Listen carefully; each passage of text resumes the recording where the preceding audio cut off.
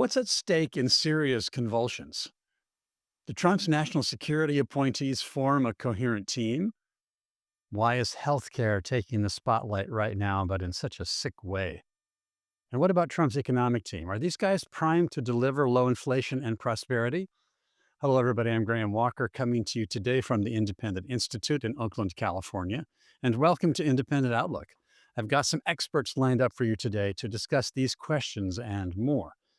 As always, I'm joined by my conversation partner, Dr. Philip Magnus, holder of Independent Institute's David J. Thoreau Chair in Political Economy. Welcome, Phil Magnus. Happy to be here. Also joined by my colleague, Dr. Williamson Evers, director of our Center on Educational Excellence. Hi, Bill. How are you? And especially today, we're joined by Dr. Ivan Eland. He heads our Center on Peace and Liberty and is always on call with national media to comment on foreign and military affairs. So glad to have you, Ivan. Hi, everybody. Glad to be here. So, Ivan, let's start with you and with Syria. Just a few days ago, the government of Syrian dictator President Bashar al-Assad collapsed into the hands of militant factions led by somebody named Abu Muhammad al-Golani. Assad, not surprisingly, ran to Russia, and Syria's prime minister offered the welcome mat to al-Golani, who promised that Syria is for everyone. What's going on here? What should we pay attention to, Ivan?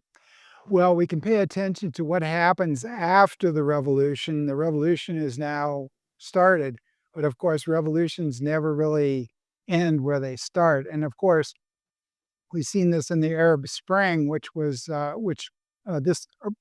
believe it or not, this revolution started 13 years ago in 2011, maybe even 2010, for the Arab Spring, and then it sort of quieted down in 2020, and then all of a sudden the rebels, and these are some of the groups are Islamist radicals.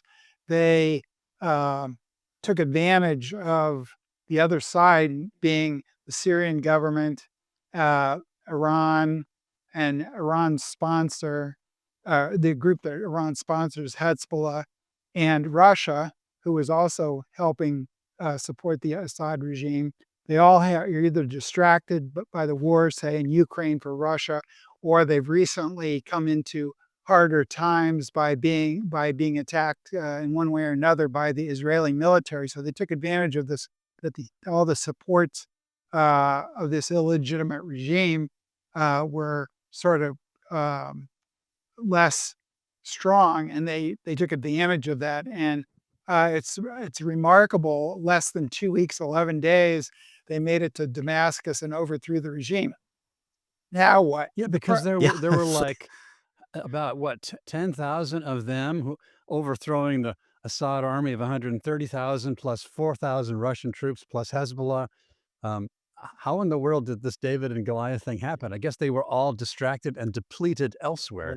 Well, and I also think that the Syrian army didn't fight; they just gave up because nobody liked the Assad. The Assad family has been running Syria for 54 years, and they've been brutal, torturing people, and their human rights record was atrocious, including the alleged use of chemical weapons on their own people. So I think really the problem was their allies were distracted, but the legitimacy of the regime was so bad that none of the Syrian units really put up much of a fight at all. Usually you have one or a few, like the presidential guard in these coup situations usually at least puts up some fight, but I don't think there was anybody that put up a fight for Assad.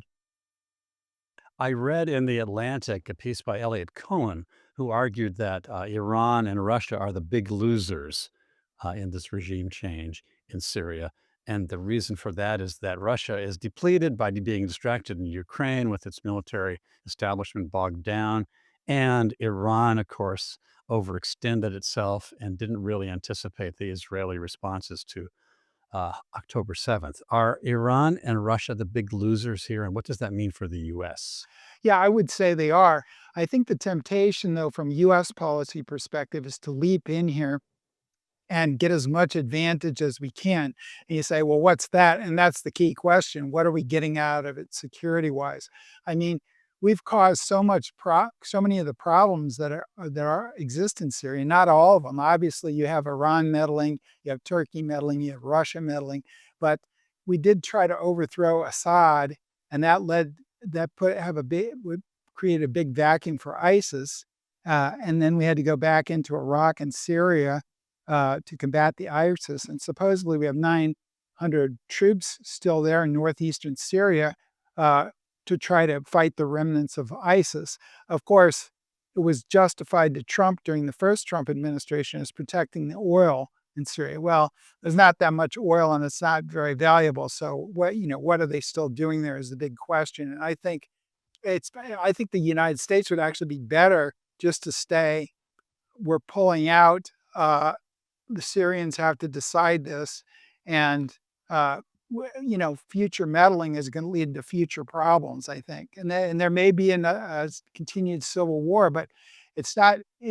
Syria may be strategic to Iran and Israel, but it's not really strategic to the United States. And I think we have to start making decisions in the United States based on, we always hear on TV, well, this is a strategic area, but they never say, well, to who? Is it really in the U.S. interest? Is it really for U.S. national security that we're there? I heard one commentator this morning say, well, we need to keep the troops there because we have all these 1,500 ISIS fighters and their families locked up basically, and they'll escape if if these forces leave. And I'm thinking they can't teach the Kurds how to prison operations or whatever. It seemed like it was a little shaky.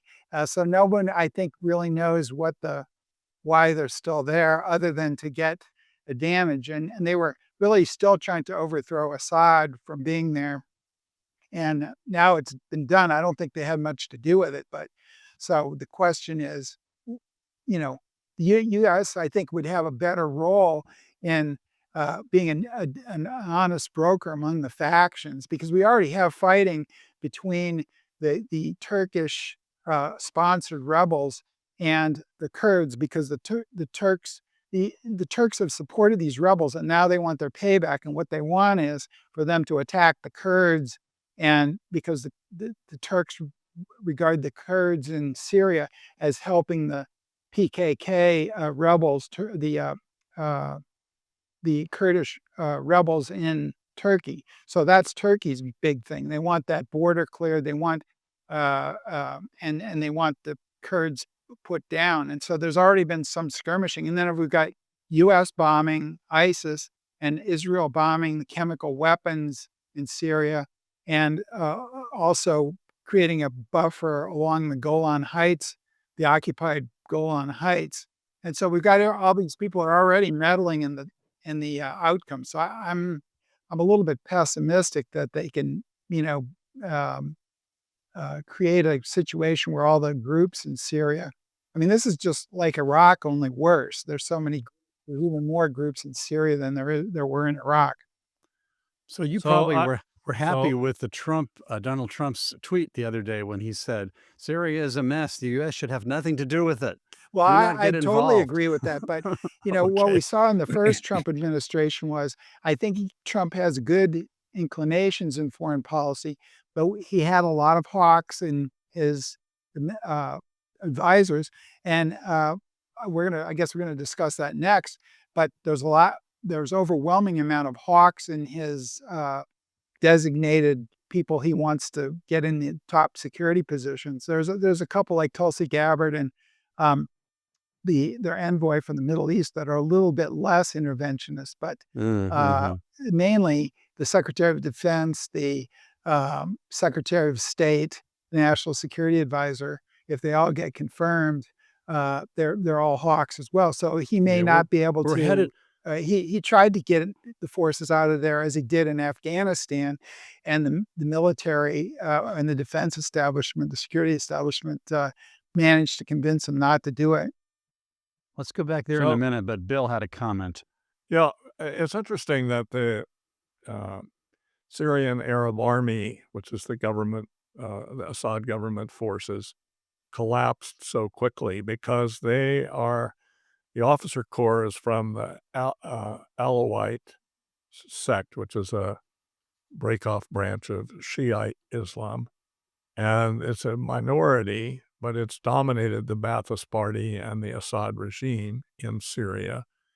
And, just as the Kurds fear that they are going to be mistreated by a Sunni Muslim government, the Alawites have a history. I mean, they went into the army, they went into the Ba'ath Party in order to protect themselves, and they may face some kind of horrible retribution now.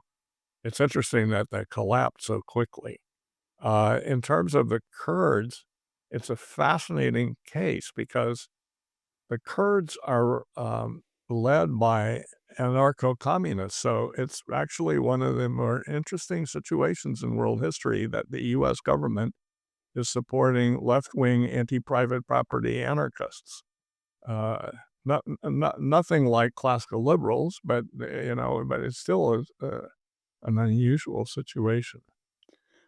I'm worried by the thought that you introduced a moment ago, Ivan, where you were making a kind of retrospective comparison to what happened in Iraq. I mean, everybody kind of rejoiced when Saddam Hussein was taken down. His statue was toppled just the way Assad's statue was toppled and so forth. But it turned out that the loss of Saddam was not the ushering in of a golden era of liberty and order for the people of Iraq, but rather the unleashing of a whole bunch of forces. Is it gonna be as bad as that in Syria? Well, it could very well be. The pessimists would say yes. And also, you can include Libya because the same thing happened in Libya when they popped out the top of Gaddafi, uh, which they really didn't need to do. And of course, we have a partition country there now. So, and of course, in Iraq, we had the chaos, and now we have an uneasy democracy, and with that's in quotes. So, uh, when you mess with these countries, the ethno-religious sectarian uh, fissures in these countries because they're all artificially drawn after World War I, and so uh, these groups are within. Well, the Kurds are in 4 countries, and they want their own. Their objective is to have their own country, or at least be autonomous in all 4 countries, and so you have all these factors that it'll be a miracle if they can pull this off. But also for this HTS group, they've talked the talk recently. This guy went away from Al Qaeda and ISIS, but and they talk about, well, all religions are welcome. We're going to have women's rights and that sort of thing. But whether they really do this, that's what the Taliban said, and then they didn't really, go there. Also, we have the record of this group ruling a province of Syria, and the protests in that country were very high taxes, unbearably high, a kleptocratic rule. In other words, the officials were stealing whatever wasn't nailed down, torture. Now, I'm sure they weren't able to live up to the unbelievably horrific torture and execution that went under the Assad family's regime, but torture is never good. And so, it certainly doesn't look like, from a human rights, civil liberties point of view, that the now triumphant rebel group has a sterling record. Looking back at the Iraq case, it was unusual, but apparently it was true that the historic Christian minority community in Iraq had gotten a little bit of cover from Saddam Hussein. And apparently the same was said among some of the historic Christian community people in Syria, that they got a bit of cover from Assad. I wonder what their fate will be. Well, yes, that Assad really did protect the minorities, and he got more support from them, I think, than he got from, the Sunni majority. And so the Christians, the Druze down in the south, et cetera. So it's sort of very similar to Iraq, although a true Middle Eastern expert might say, well, there's some differences, and there are, but it's still the same as it's a fractured society, and you have all these groups, and the question is, can they make it? That the only thing they could do would be to agree on how to partition it and make it into a confederation, but they would have to agree on the boundaries of A where the Swiss, a autonomous Swiss, regions were. I would think that would be a about the only thing they could Switzerland, do. a Switzerland Yes, solution. Huh. yes, something That like would that. be interesting. Somehow I doubt it would be as stable as Switzerland, but Right, hey, I yeah. guess we'll There has to be a we'll find. political culture for democracy, Right. and most of these And that countries, doesn't though, as we exist. saw in, uh, the Arab Spring, we had 5 countries if you want to include Syria, but the other 4, you Tunisia and Egypt, ended up as a dictatorship. The dictatorship took back over, and Libya and Iraq are basically, uh, you know, uh, well, we don't count Iraq. We should count Libya and what's the fourth one? Yemen. But those 2 countries are partitioned basically. So and those aren't very stable. So I don't think the problem here, I think, is that we're trying to get advantage like everybody else, all the other countries. And we're also trying to, and even we're trying to do this here, we're trying to maybe uh, engineer the outcome here. And I think we need U.S. foreign policy. It would be better if we withdrew our forces and said, listen, we're happy to be an honest broker here, because when those forces are on the ground guarding the oil, Syrian oil, that we lose all credibility as an honest broker. But I think, if we did something like that, we would have, this country is not uh, uh, strategic to us. It's strategic to Right. Iran because they were using it to funnel a land bridge to their favorite group, Hezbollah. And of course, Hezbollah is already in bad shape, and the Iran air defenses have been shot to pieces. So I can understand why it would be very strategic to Iran and Israel, because it's right next door to Israel with the Golan Heights and whatnot. But is it really strategic to the U.S.? And I think it would probably be better to realize that it's not and act accordingly. Speaking of the Golan Heights, the leader of the rebel forces, his last name means from the Golan Heights. Oh, Right. Yes, he's Al-Golani. from the Golan Heights. Yes. That's interesting, Bill. That's a So, detail that escaped me. So I well, can't that's what it imagine that means. he's probably going to be too pro-Israeli because Right, because right. they There's probably kicked him out of his family out of their homes initially, which is I think what happened to him. Okay, so I've not given Phil much of a chance to talk. So step in, Phil, if you have something you want to add here. But I want to kind of turn the focus to the U.S. unless you have something, Phil, on the ground in Well, I Syria. think this is a good transition point because I'm not so certain of the nominees that would be coming into the new Trump administration if there's a clear consensus of where they stand on the Middle East. And Right. I see It's someone like, Pete Hegseth as the Secretary of Defense nominee, and on some margins, he's advocated restraint, but mhm. he also has a history of some pretty violent rhetoric regarding some of the Middle Eastern questions. And I don't know if that's what's going to win out, or I don't know if he's changed his views, or someone like Tulsi Gabbard, who seems to be more moderate, more in favor of an actual restraint. If her position is going to win the day versus some of the other people that he's brought in, but it's really interesting that it's a mixture of restraint and hawkishness. It's quite a mixture. I mean, is it even going to work? Is this like shaking up oil and water and hoping that they stay emulsified? Because I mean, there's this Michael Waltz, who I guess he's going to be the national security advisor. Apparently, he's on record as advocating a reinvasion of Yep. Afghanistan. Hmm. Hmm. Good grief! Yes. And yet you have people like Tulsi Gabbard and so forth who seem to have the opposite approach. Will this gel, Ivan? This team of Trump appointees in national security? Well, the only 2 moderates or restraint people for restraint are the Tulsi Gabbard, if she gets if she gets confirmed, which is in doubt, I think, and then um, Donald Trump's uh, well, Donald Trump's daughter's father-in-law, who is the new Middle Oh Eastern yeah. Okay. uh, Right. Right. Boulos from he's Lebanese, so he's more moderate. But the rest are all hawks. And, Walls has even advocated putting U.S. troops on the ground in Ukraine. And that's a very bad idea. Whoa, that's a really strong idea. Good grief! So But has Waltz's wife was an intelligence officer in Iraq when I was there. Oh, I knew her, not super well, Wow. but I knew her. Well, Pete She's very Hegseth says smart. his views have changed. Um, is that likely to be accurate?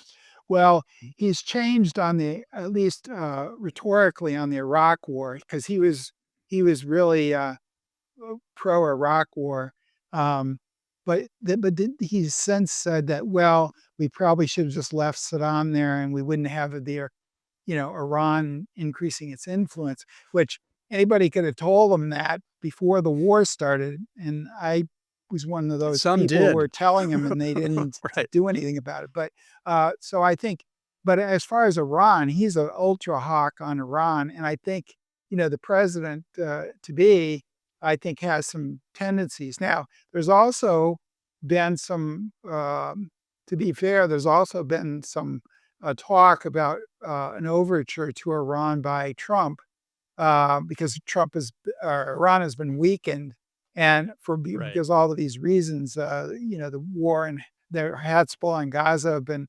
the Hamas in Gaza have been weakened, and then Israel attacked Iran directly. So, and apparently Elon Musk met with the UN ambassador to Iran, who's very influential since the U.S. has no other there's no talk. This is the only ambassador that's in the United States is to the UN. Right. Not Iran So doesn't have a one regular ambassador. So, there might be an one opening, and Sir Trump does like to negotiate with, people that we have as enemies or adversaries. And I always Let's think make a that's a good deal. idea, even if it doesn't work out. Yeah, let's make a so deal. so there's in foreign policy establishment circles, there's also the following point being made. Iran has been weakened by the problems that Hamas has had, the problems that Hezbollah has had, the overthrow of Assad, and the direct blows against Iran state proper in terms of the missiles going in and so forth. So what is feared is that Iran will step up, it will escalate its uh, creation, its production of atomic bomb materials. And this is something that worries the United States a lot, worries Israelis a lot. And so part of a possible motivation for Trump making a deal is not just the fun and glory of making a deal, although I acknowledge that he likes to do it. And of course, it's easier to do it with autocrats than it is with democratic countries, because for obvious reasons. So this may be part of what is an impetus behind this. Hmm. Let's make the Middle East great again. That'd be a Okay. good idea. I think we They have. actually, if you think about it, the Abraham Accords and the possible Yeah, rapprochement between Saudi Arabia and Israel were bringing that was peace pretty and remarkable. Yeah. Right. peace and commercial interchange, Right. Mhm. which helps Well, support peace. yeah, those Arab governments have wanted to do this for a long time, but for a while, yeah. there's Arab Street, as they call it, the people in their countries just say no. We want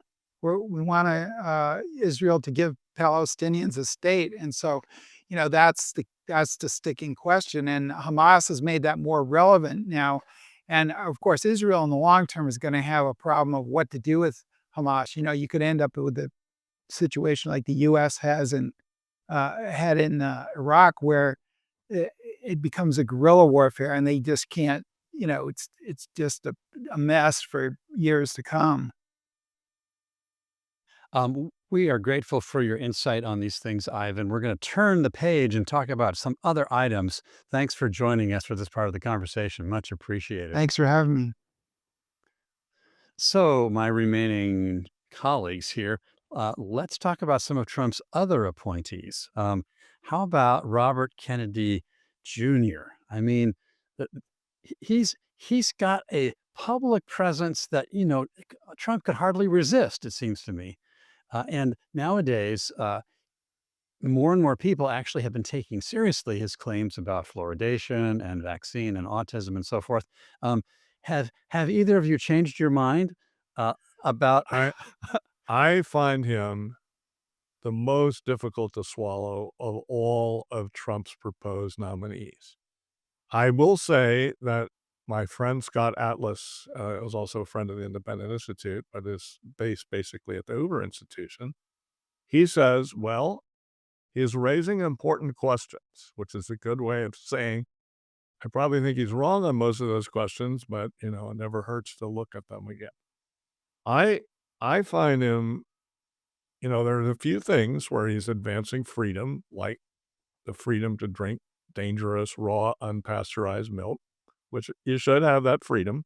But, I certainly wouldn't counsel anybody to do it. Uh, and if you want to, depending on how you look at vaccines and whether carrying around a contagious disease is like an attack and a threat to other people, or whether it's walking around that way is freedom. Some of his ideas about not having to take vaccines could fall into a classical liberal viewpoint, but I don't think he, even though he talks about freedom sometimes, I don't think he takes his stance on vaccines really on a freedom basis. It's really that he thinks that vaccines are dangerous and should be. He says now it should be an option, but it used to be his position was they should be banned. They should be stopped. So his theory is that the childhood vaccines that people take have caused autism or other things. The autism claim there's probably no medical question relating to, preventative care. It hasn't been studied more. It hasn't been debunked more. It's absolutely clear that these vaccines do not cause autism. He has other I could go on and on, but he favors, certainly wants to attack processed food. Well, you know, s it's not the way the food is prepared that's important in terms of health. It's whether you're getting nutritious food and whether you're not loading yourself down with a lot of calories. It's not the preparation. Uh, so, yogurt, which is about as healthy as anything could be, is a ultra processed food. Um, Cheerios or some other whole, shredded wheat. These are whole grain processed food that are quite nutritious and good for you. Same with whole grain bread. This is a processed, ultra processed food. It's good for you. I mean, I wouldn't, if you're a diabetic, I wouldn't recommend having a lot of it, but for regular people, whole grain bread is a very good thing. He's just wrong about ultra processing being the thing that we should watch out for. It's not linked to obesity. There is no some kind of overwhelming evidence that the ultra processed yes, it's true that we've gotten fatter and ultra processing is going on. But in terms of a rigorous study, it's not shown. Uh, he, he wants, I want to throw in one more horrifying thing from a classical liberal standpoint.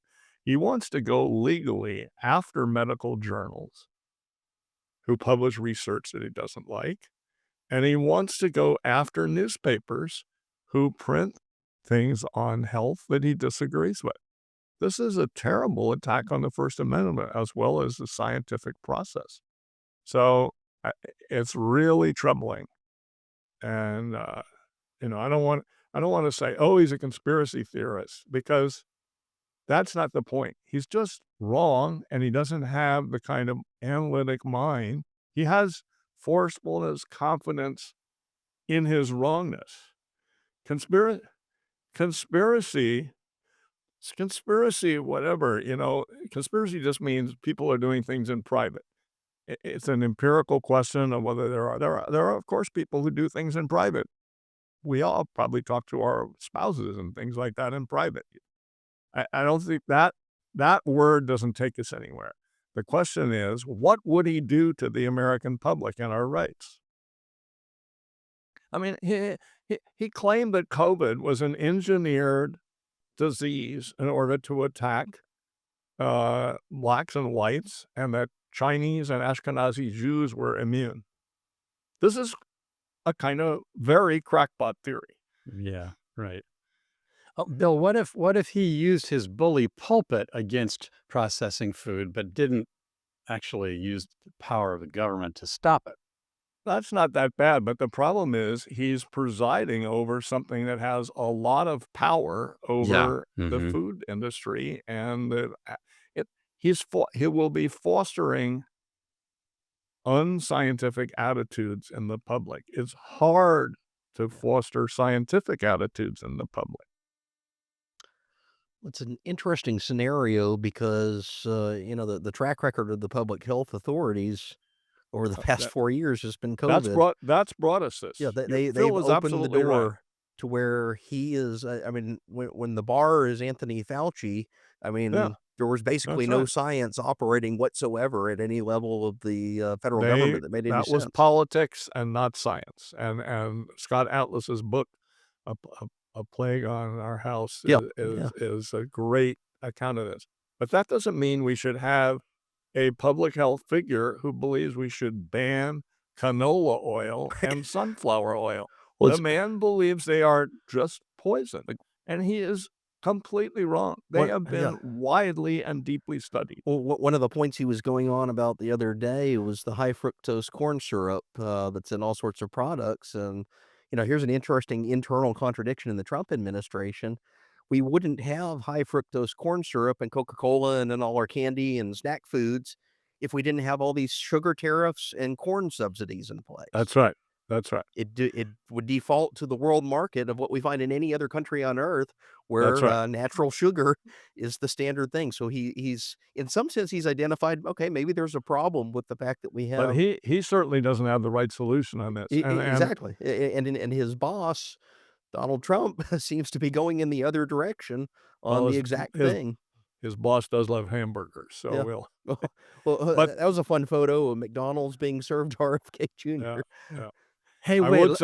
I would say, don't have a lot of sugar, whether it's Yeah, right. whatever form it's in, white granular sugar, fructose, corn syrup, all of these things, you know, in very moderate, they're fine. They help sweeten things, but you eat a lot of them, you will get fat and you will have medical problems. But Phil, you just made a comment a moment ago that kind of slipped by, but I just wanted to focus on it. The reason why there's such a pervasive use of high fructose corn syrup is Government not, policy. yeah, it's not because there's a big demand of consumers, but rather because, just say it clearly. Yeah, Well, it's they have a tariff they have a on tariff regular on one sugar, side and a subsidy and on they the have other a side. subsidy for corn production. Ah, so the government, through its powers of tariff and subsidy, has actually been promoting The high very fructose thing, corn yeah, the syrup. very thing that RFK is complaining about is 100% a result of two bad government policies, and Right, no other major economy in the world has this problem because they right. don't have the sugar tariffs and they don't have the corn subsidies. Right. It's a simple fact, but most people are unaware of it. Yeah, That this is yeah. why there's all this corn syrup and everything. That's why you go to Well, Costco, you get the Coca-Cola from Mexico. It has real sugar regular in it, sugar, Yeah, but right, you're right. importing it back into the United but States I and paying a tariff on it. okay, but sugar is kind of sugar in a sense. It's very quickly changed in your body to Hmm. be very Right. similar. So you don't want a lot of either regular Mexico Coca-Cola type sugar or American corn fructose. A lot of it. Now the kind of thing that's going on here is it's just he would be we shouldn't have him elevated on the public scene. It's just problematic. It's they couldn't the establishment couldn't deserve this more, but the American people don't deserve to suffer what it's going to be. So, okay, health issues are in focus with him, with RFK Jr., but also now suddenly, because of United Healthcare and the murder of their CEO. I mean, it's bizarre. have to turn away from vaccination and fluoridation to assassination. And they all have to do with health issues. And apparently, this guy who's been arrested has written stuff, screeds against the kind of medical system we have in the US, advocating for socialistic medicine and so forth. He's an anti capitalist, some kind of ideologue.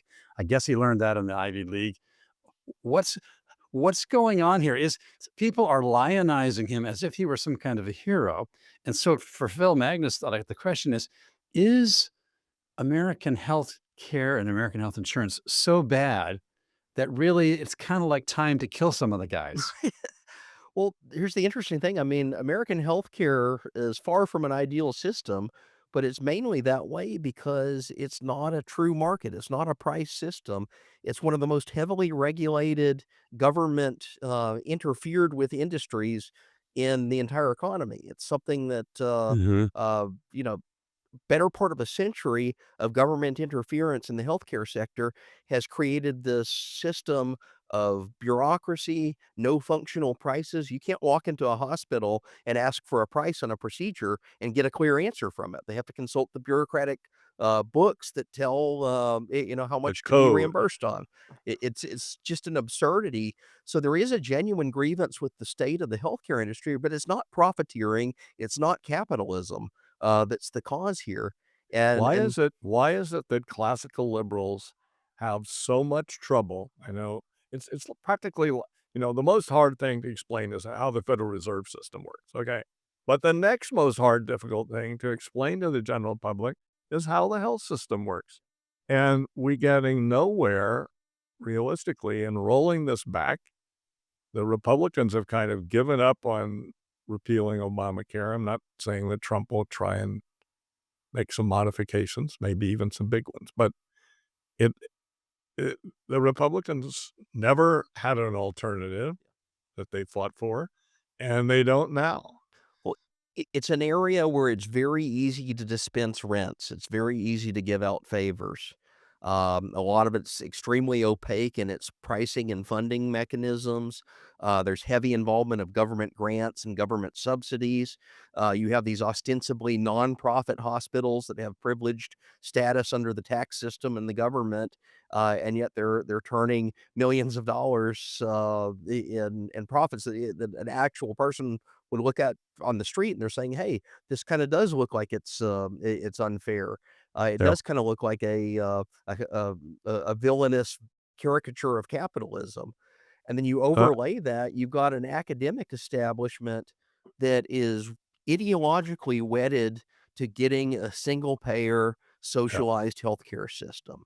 So Uh, any step from that, even though it keeps perverting and twisting and causing counterproductive things, but if they see it as marching toward socially, socialized right. medicine, then they'll support it, even though they could kind of step back, look at it, and even acknowledge this isn't going to work very well either. But we hope the frustration with it will drive us to accept full-born socialized Yeah, medicine. yeah, and that's where you get the cheerleading. I mean, even before this guy was discovered, the suspect was discovered at a McDonald's in Pennsylvania. That's You right. had people on the left, the academic left and the journalist left, were turning him into a folk hero. They're tweeting out celebration of the fact that he's been able to evade the police. They're portraying him as righteous and just. He's Uh, Robin Hood. he's Robin Hood with a murderer. Yeah. Yeah. I mean, it's really, So frankly, obscene that so they went that direction. there's another thing I think we have to address here, and that is that any healthcare system has got to be able to review and deny requested Sure, services. sure. And as a co-author with Phil pointed out, he gave a good example. He said, well, what if somebody says, I'm depressed? And the doctor prescribed, okay, we should build this man a 5-bedroom house, and that will fix his depression. That will Exactly. Somebody do the has to trick. say, no, we're not doing that. And if you had an all socialized system, somebody would say that. If you had our current system, somebody would be saying things like that. And if you had a pure free market, John Goodman type of system, somebody would be saying it. They have to say it because you can't just have an open-handed blank check situation. Now, and so that's going to mean that some people are frustrated. What they think should have been given as a service or a medication or some kind of medical equipment or something like that hasn't been given to them. And so they're going to not be happy. But the world is somewhat like that. Well, it's Yeah. a socialized medical system that is a free-for-all for everyone. It rewards hypochondria. It Yeah. rewards the But people and that not were only most that, if you're fanatical about not COVID. only that, but if you're denied under an all socialist system, you have nowhere to turn. Right. Oh, exactly. Whereas Exactly. exists in the current system or in a free market, if you're denied, you can go to another provider. I mean, And you it can might be and you more can pay. expensive, but you can Yes, but pay. You can get around the denial if a state somehow doesn't grant you what you want. yeah, the absence of pricing means that it's rationed through other means. And what you Exactly. see in Britain and Canada and some other countries that have a much more socialized healthcare system, they ration by you wait in line, or they Right. ration by you have to get on a list. Queuing. It's And a queue. yeah, Yeah, my last night I had dinner with a longtime friend of mine who's a physician in Ontario, Canada, part of the OHIP, health system, which provides services to everyone. But basically, he says what it really means is that you're entitled to a place in line for the service. You're not entitled to service; you're entitled to a place in line, and it takes forever. And moreover, private doctors who participate in Ontario, Canada, apparently the allowed payments or reimbursements or services have been cut every year for 10 years. And so they're impoverishing or on the risk of impoverishing their medical providers in the name of providing universal care, which is actually not universal care, but a universal promise of rationing. universal rationing. Exactly. Yeah, that's exactly what's happening. And then here's this guy, Luigi Mangione, and he's saying, oh, he's striking a blow against this horrible free market, for-profit, capitalist healthcare system, That's which is anything but it's a free market. caricature. Yeah. Yeah. I mean, it may be for profit, but the governmental regulation of the healthcare system has created such perverse incentives that profit seekers end up contorting the medical provision, even in the US. So he was so wrong. And as you said, the media championing him makes me sick. Another thing we ought to talk about today is another set of Trump appointees in economic policy. And I think Phil Magnus has been following this carefully. I asked in the case of foreign affairs and military appointees, was it a coherent team? I can ask the same question here of you, Phil. Are Trump's economic appointees cohering into a kind of a meaningfully consistent group? So it's a mixed bag, as we kind of expected all along. I mean, Trump is personally wedded to protectionism. And I'd say my biggest concern when he started to roll out his cabinet, and I think the concern of a lot of people in the free market space, was that he was going to name a tariff person to one of the major agencies. So, like Secretary of the Treasury, put him at the head of the Economics Council. If you put a protectionist in one of those places, that would give a line of encouragement directly to the president to exercise discretionary power to impose punitive tariffs at will. And the big concern here was Robert Lighthizer, who was the trade representative in the last Trump administration, of him coming back and getting a promotion to something like Treasury or the Commerce Department. Well, so far that has not happened. Scott Bessent, who was chosen at Treasury, is perceived as a much more moderate figure on that particular line than someone like Lighthizer. Yeah, yeah. And And the so markets shot up when Besant's nomination was announced. Exactly. one Um, thing we have to distinguish is the prospective nominees who have said tariffs are a negotiating leverage thing Right, right. And from Bessent's people basically who said that. say, right. And so a couple of other people, but there's also people that want tariffs as a fence around the United States Right. and a super protectionist permanent policy. And that was the Lighthizer approach. He's someone who thinks that America had it right at various points in the 19th century when we had high tariffs in place. He's basically the ideology behind the Smoot-Hawley Act in 1930. And having someone like that thus far being basically shut out from the appointment structure, I think is a good sign. So I've got my fingers crossed that hopefully it'll continue down that path. There are some concerns. So Peter Navarro was just named as like a special emissary or czar on tariffs and protection. He was another of these characters from the first Trump administration that was, shut down the borders both physically and commercially. And the fact that he's in the mix and will be advising the president probably does not portend all that well, because I think he feeds into some of Trump's worst instincts on tariffs. And the funny thing is that Navarro knows better. He does. He wrote a brilliant, I don't know, brilliant. He wrote an excellent book when he was young, saying protectionism is a form of rent seeking, that Right, is of right. special privilege seeking, and it's distorting, and it costs fall on the consumer. And if we put up tariff barriers, they're going to fall on the American public. And then he just flipped on this. Yeah. There's also a fellow named Greer, I believe, who's Right. in there and has got some troubling views. Right. Right. Yeah. As the U.S. trade representative, I'm not expecting great things out of that. I think it does veer in a protectionist direction, which is what Trump has been all along. I worry some of the American Compass, Oren Cass type think tanks that are advising people. I'm actually much more concerned that they seem to have the ear of J.D. Vance as vice president. Because whereas Trump is a tariff man in his rhetoric and his convictions, he does not have a very deep understanding of the mechanisms of what tariffs do. And we see this on display all the time. He thinks that tariffs can both be a new tax system and a protective system. These two goals are in conflict with each other. You can't have one without and simultaneously pursue the other, because if you raise tariffs for revenue, that means goods cross borders. You can't get protection. If you raise tariffs for protection, goods stay out of the country because the tax is too high and you can't get revenue from them. Trump doesn't seem to understand that, which tells me he doesn't have a very deep comprehension of the issue.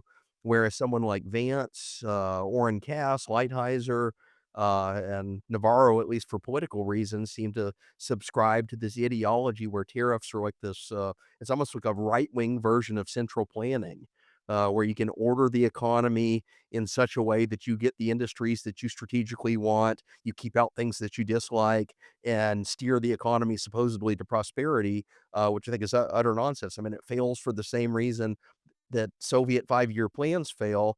You've obviated the price mechanism through this distortionary practice of tariffs.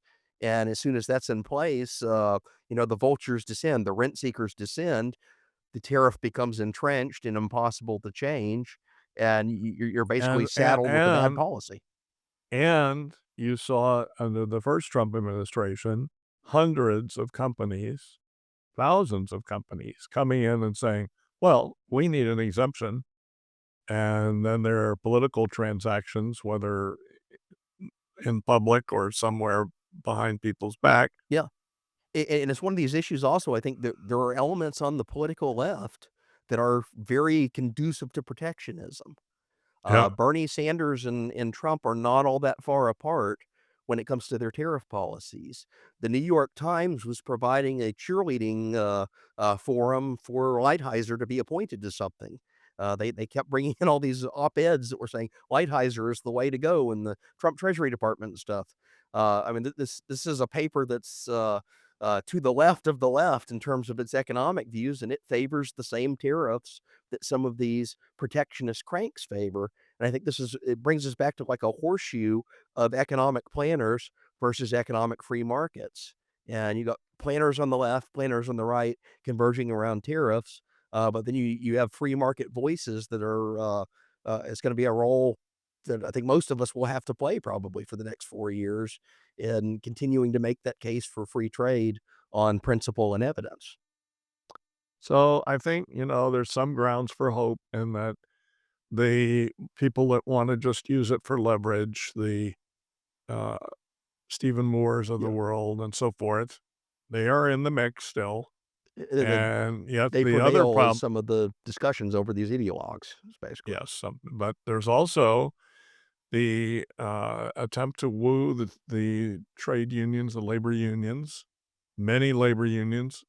Certainly when when I was growing up, in the late 50s, early 1960s, the labor unions in the United States were extremely protectionist Yes. and Yeah. made the Democratic Party protectionist. There were always some internationalist Democrats, and over time, pro-free trade people did rise up in the Democratic Party. But right now, the Democrats and the Republicans are both trying to compete for the white working class. And what can they throw them? Well, one thing they can throw them, Tariffs.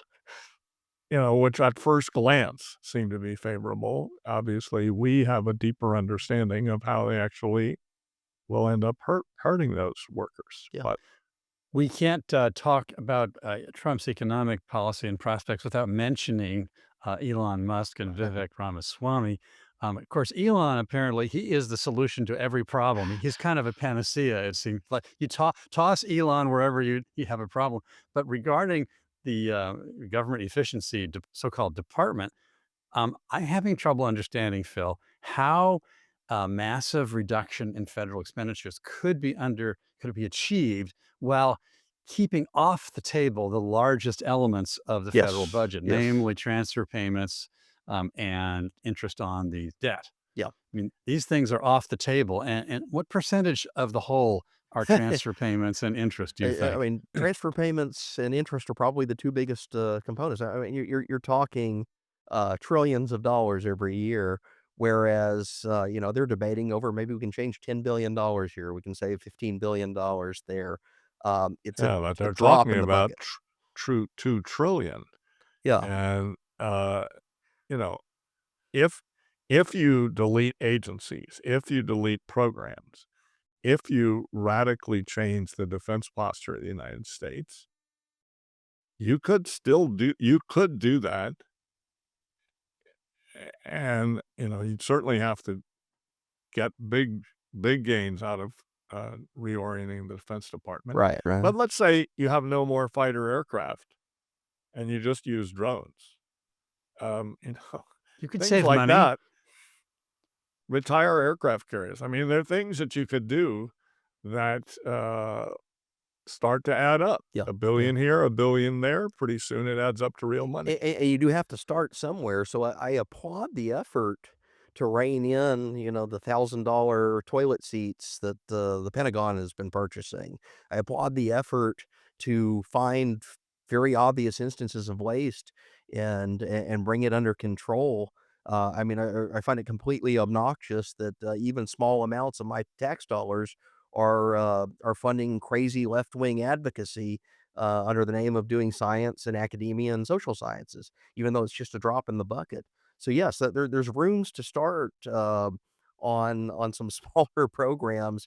Uh, I just caution anyone from being overly optimistic that this thing is going to deliver us from our deficit problem. Well, we saw the Grace Commission. Right, We right. saw the reinventing government. We saw a variety of things going back a number a number of administrations. Many, practically all the 20th century administrations tried to do something. But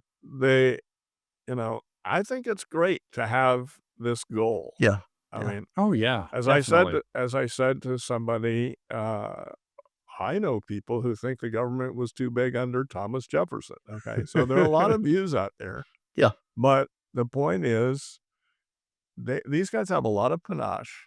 They have a lot of drive. They're quite smart, and they really, Well, in the last four Vivek presidencies, really has an ideological yeah, view. he He has does. this kind of national libertarianism that he promotes. He understands it. It's not my view exactly or any of ours, but it would lead to a lot smaller Yeah, government. Let's I put it believe that way. both of them are genuine about cutting budgets, and yeah, the Yeah. last four administrations have not even paid any attention to the question. They haven't Right. even cared. It's George W. Bush, Barack Obama, the first Trump administration, and the Biden administration. It was just spend whatever, whenever on anything you need, and what did it eventually lead us to? It's fiscal profligacy, and like more broadly beyond that, the inflationary problem that we had. Yeah, absolutely. We're coming toward the end of our hour here. Can you just tell me something completely different, Bill? I'm trying to understand the federal court that upheld the ban on TikTok. Um, Well, why did they uphold the ban on TikTok? That okay, surprised so me. the debate is over the following.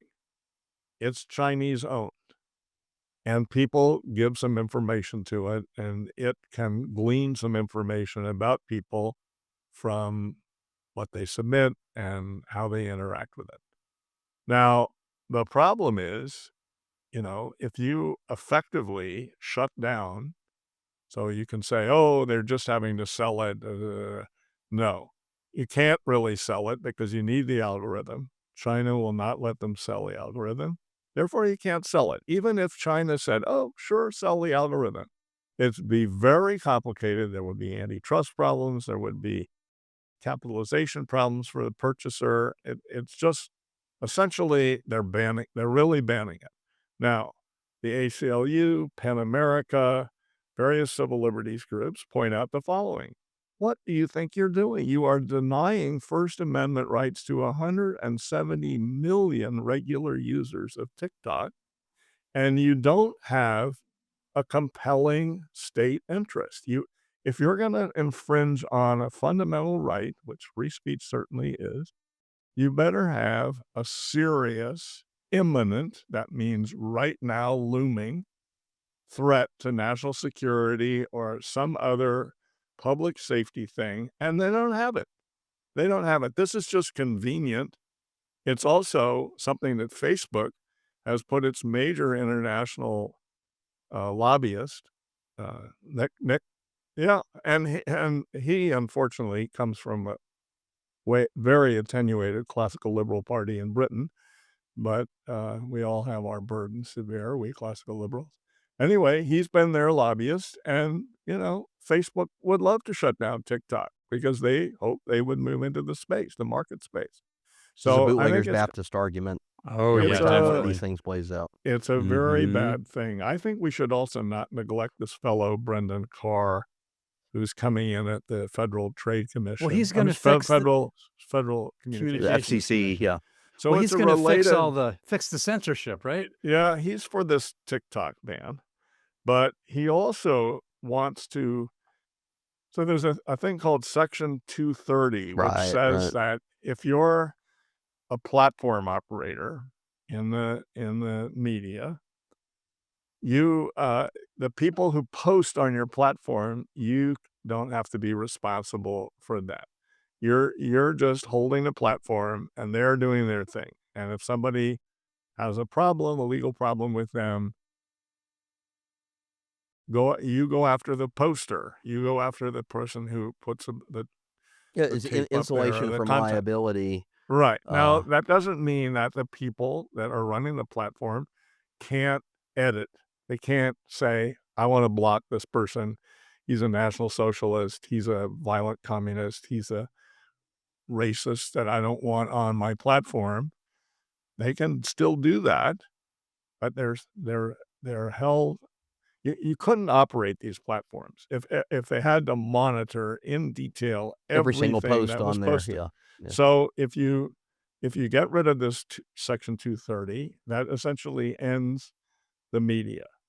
Uh, so Carr has at various times said he's in favor of getting rid of it, and he's also sometimes said, well, Section 30 should only be allowed if the platform is operating in good faith. This Oh, is a typical bureaucratic or political weasel word. Operationally, what does this mean? This means discretionary power on the part of government and political regulators to decide what is operating in good faith.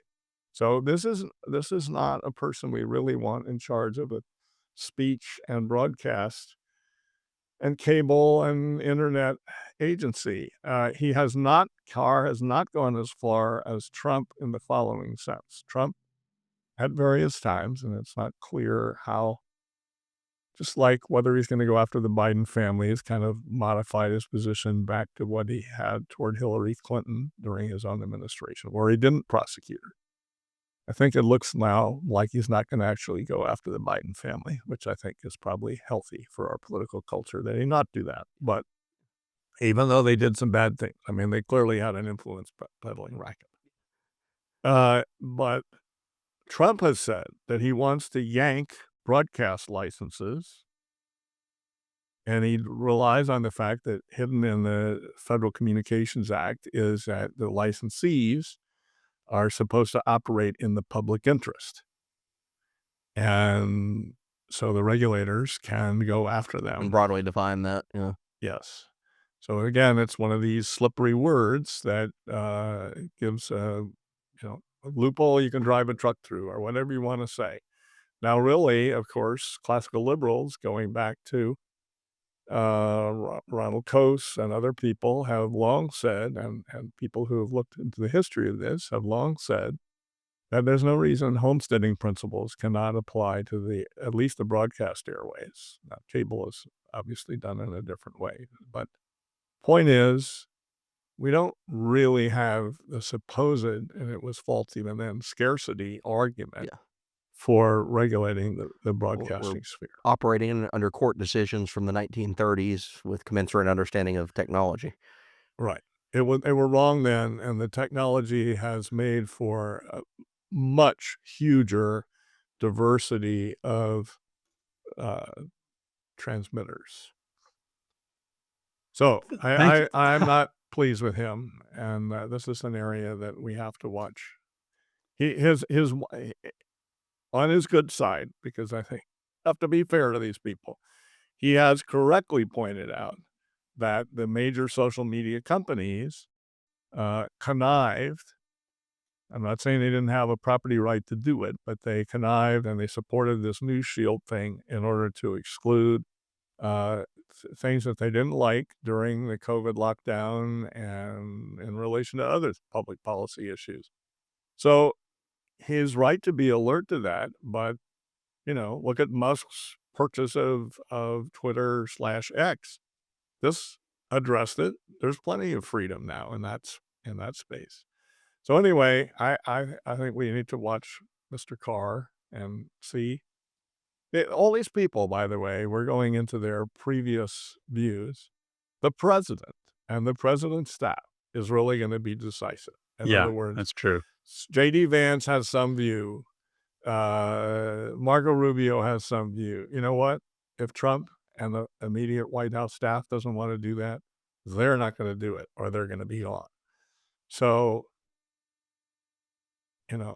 people always say, oh, the king didn't do it. It was the king's counselors operating independent of him. Well, he'll blame the No, counselors that's when wrong. something he does is unpopular. That's right. No, it's the king that does it. And so it's true in the presidential system too.